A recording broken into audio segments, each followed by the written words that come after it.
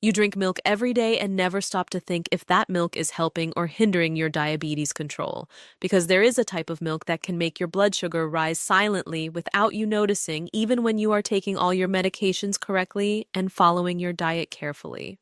And there is another type that can be a real ally in controlling blood sugar, but most diabetics simply don't know about it or don't use it the right way.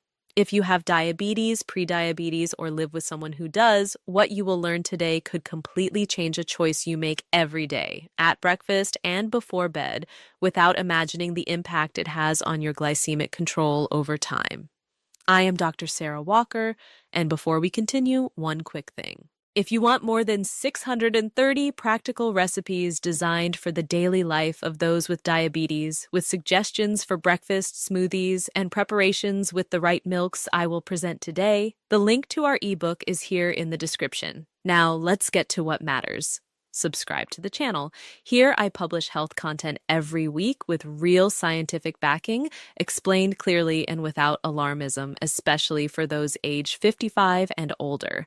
Before we dive into the types of milk, I need to quickly explain why milk matters so much for diabetics. Type 2 diabetes, which is most common among people over 60, happens when the pancreas still produces insulin, but the body has lost the ability to use it efficiently. Glucose keeps circulating in the blood instead of entering the cells to generate energy.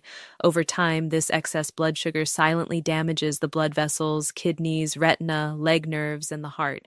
This is why blood sugar control is not just a matter of a number on the glucose meter. It is a matter of protecting organs that work nonstop and feel the impact of every repeated sugar spike day after day over the years. Every food choice counts, including the glass of milk you drink every morning. According to global health data, millions of people live with diabetes, and the highest concentration is among those over 60. These are men and women who have worked their whole lives and deserve to age with health and independence. Many of them drink milk every day without knowing that the type of milk they choose might be sabotaging their blood sugar control, even when they are doing everything else right. Before presenting the best options, I need to tell you about a very common mistake that most diabetics make in good faith, because it involves exactly the milk you probably think is the healthiest. When people find out they have diabetes, one of the first changes they make is switching from whole milk to skim milk. The logic seems to make perfect sense. It has less fat, fewer calories, so it must be better for health.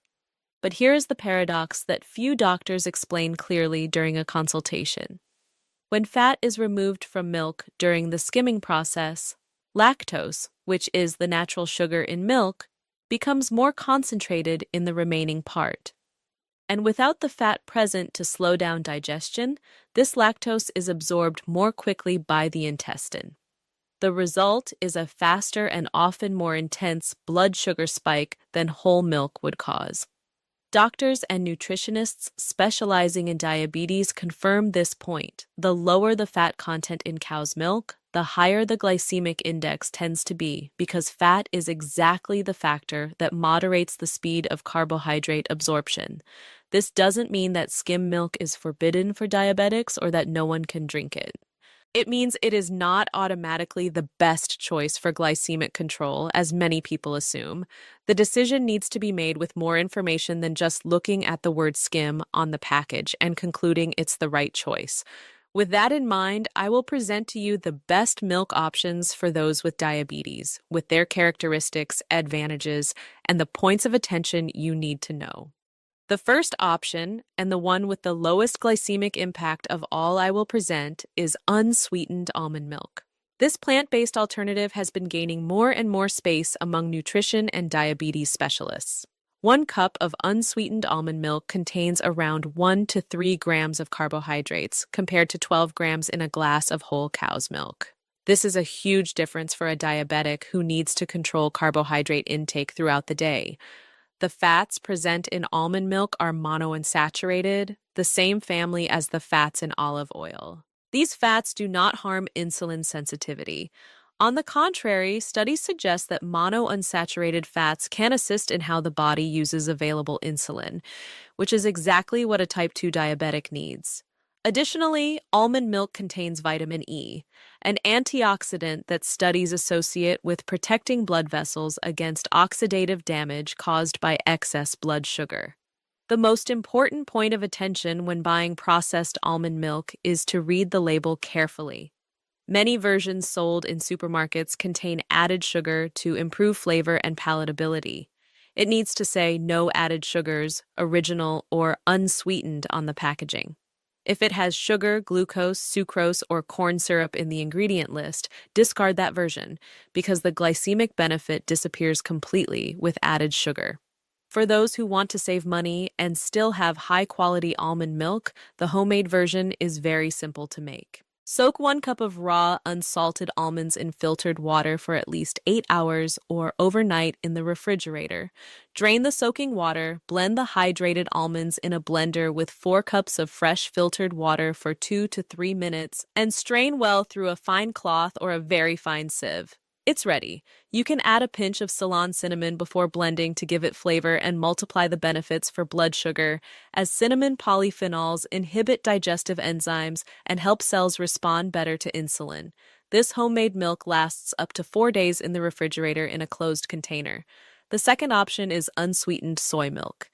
This is the most accessible plant-based alternative for most people, and you can find it in almost any supermarket at a reasonable price. Unsweetened soy milk has a low glycemic index, high-quality protein comparable to animal protein, and naturally contains no lactose. Furthermore, soy contains compounds called isoflavones, which have anti-inflammatory action, and research suggests that regular consumption can help improve insulin sensitivity in people with type 2 diabetes. For the elderly diabetic, soy milk has an important additional benefit. It is rich in protein, the fundamental nutrient for maintaining muscle mass. With aging, muscle mass naturally decreases in a process called sarcopenia. Maintaining strong muscles is essential for mobility, balance, and daily independence. Additionally, protein has a powerful satiating effect that helps control hunger between meals, reducing carbohydrate snacking that so often unbalances blood sugar throughout the day. The point of attention for soy milk is the same as for almond milk. The label must say unsweetened or original unsweetened. Flavored versions like chocolate or sweetened ones have added carbohydrates that compromise glycemic control. There is also an important consideration for those with thyroid issues. In very high quantities, soy can interfere with the absorption of thyroid medications like levothyroxine. If you have hypothyroidism, talk to your doctor before including soy milk in your regular daily consumption. And for those with a history of soy allergy, the other options are more suitable. The third option is lactose-free milk. This is the choice for those who don't want to give up cow's milk at any cost, and I completely understand. For many of you, milk is part of your life story, your emotional memory, and a lifetime of breakfasts, and there is nothing wrong with that. Lactose-free milk has gone through a process called delactosification, in which the enzyme lactase is added to break down the lactose. The result is a milk with the same protein, the same calcium, and the same nutritional value as regular milk, but with the lactose removed or greatly reduced, which is the carbohydrate responsible for most of the glycemic impact. Here, I need to be honest about a technical nuance that most content on this topic omits. In the delactosification process, lactose is broken down into glucose and galactose, 2 simpler sugars. These simple sugars are absorbed slightly faster than intact lactose, which can slightly raise the glycemic index compared to regular milk. In practice, for most diabetics, the impact on glycemic control is still small when consumed in moderation and along with fiber. It is a much better option than whole milk with lactose taken in large quantities, especially at night. Prefer the semi-skimmed lactose-free version, not the whole lactose-free version, to have the most favorable balance between fat and carbohydrates. The fourth option is conventional semi-skimmed milk, for those who don't have easy access to the other options. Semi-skimmed milk has a better balance between fat and carbohydrates than skimmed milk because the moderate presence of fat helps slow down the absorption of lactose by the intestine, resulting in a more gradual rise in blood sugar. It is not the ideal choice, but it is considerably better than skimmed milk for glycemic control. Now, I will talk about two aspects that can double the effectiveness of any milk choice for the diabetic: what you mix into the milk and the time you consume it. Regarding ingredients that boost milk, Ceylon cinnamon is the most scientifically documented ally. As we have discussed in detail in other videos, the polyphenols and proanthocyanidins in cinnamon partially inhibit the enzymes alpha amylase and alpha glucosidase, which are responsible for converting starch into glucose in the intestine. This enzymatic inhibition slows down the absorption of carbohydrates from the entire meal, not just the milk. A pinch of Ceylon cinnamon in almond milk, soy milk, or lactose-free milk not only gives a pleasant and aromatic flavor, but also adds a layer of real glycemic protection, cumulative over time. Ginger powder or grated ginger is another ingredient that pairs well with warm milk and has anti-inflammatory action documented in scientific studies.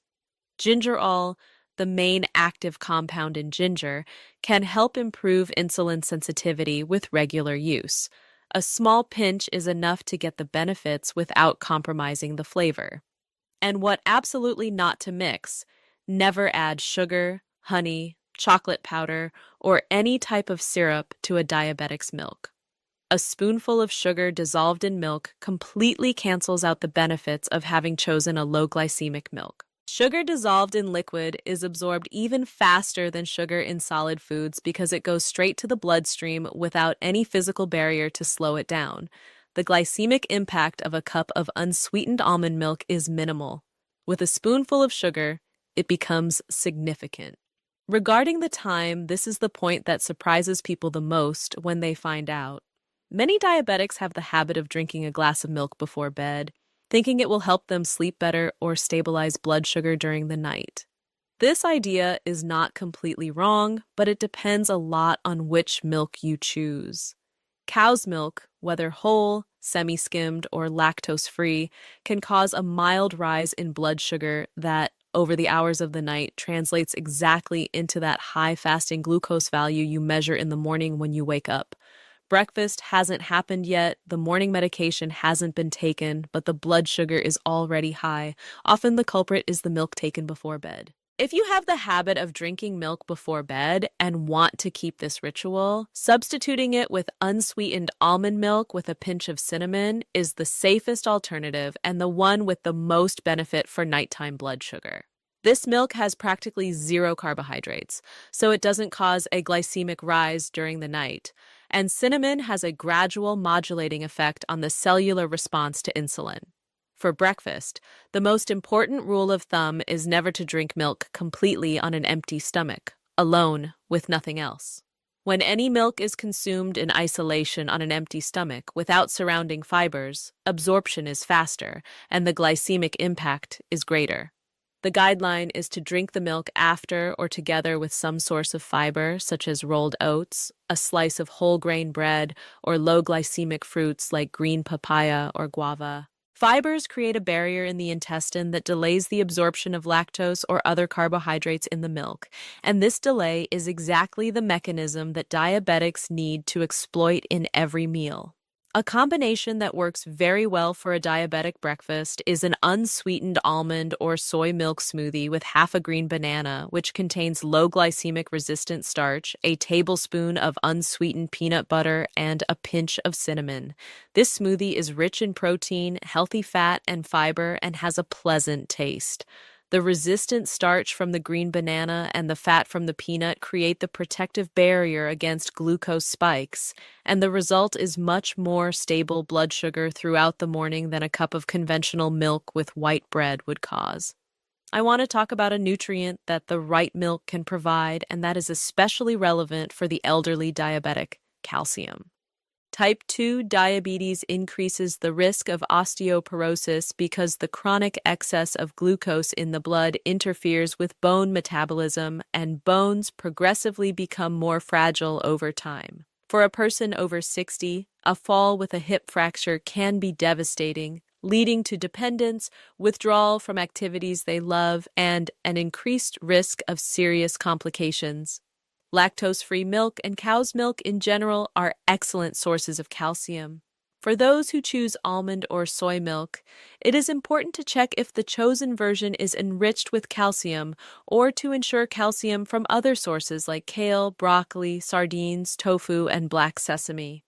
I will summarize now in a simple and direct guide that you can use every day. If you want the lowest glycemic impact possible, choose unsweetened almond milk, preferably with a pinch of Ceylon cinnamon. It is the option with the fewest carbohydrates and with fats that favor insulin sensitivity. If you want plant protein with good glycemic control and the best cost benefit, choose unsweetened soy milk. Always check if there is no added sugar in the ingredient list. If you don't want to give up cow's milk, choose semi-skimmed lactose-free milk, always together with some source of fiber to moderate absorption. If you use regular cow's milk, switch the skimmed for the semi-skimmed. The moderate fat in the semi-skimmed helps slow down the absorption of lactose. Never add sugar, honey, or chocolate powder. Add Ceylon cinnamon. Also try a pinch of ginger powder. Avoid cow's milk before bed if your fasting glucose is frequently high. Replace it with unsweetened almond milk with cinnamon at that time. Always drink milk together with fiber. Never on an absolute and isolated empty stomach. And the most important of all, nutrition is a fundamental pillar of diabetes control, but it complements medical treatment. It never replaces it. Continue with your prescribed medications, continue with regular follow-ups with your doctor, and use this information as additional tools to improve your daily blood sugar control. And if you want access to more than 630 practical recipes designed for those with diabetes, with smoothies, breakfasts, snacks, and preparations that respect glycemic control, both sweet and savory, our ebook 630 Simple Recipes for Diabetics is available for a one-time payment. The link is here in the description. Comment below. What milk do you drink today, and are you going to change anything after this video? This exchange of real experience helps everyone who is here learning together. Share this video with someone who has diabetes and still drinks skim milk, thinking they are making the right choice. This information might be exactly what was missing to improve that person's glycemic control. Subscribe to the channel. Here, I publish health content every week with real scientific backing, especially for those aged 55 and older. I am Dr. Sarah Walker. And remember, small choices made every day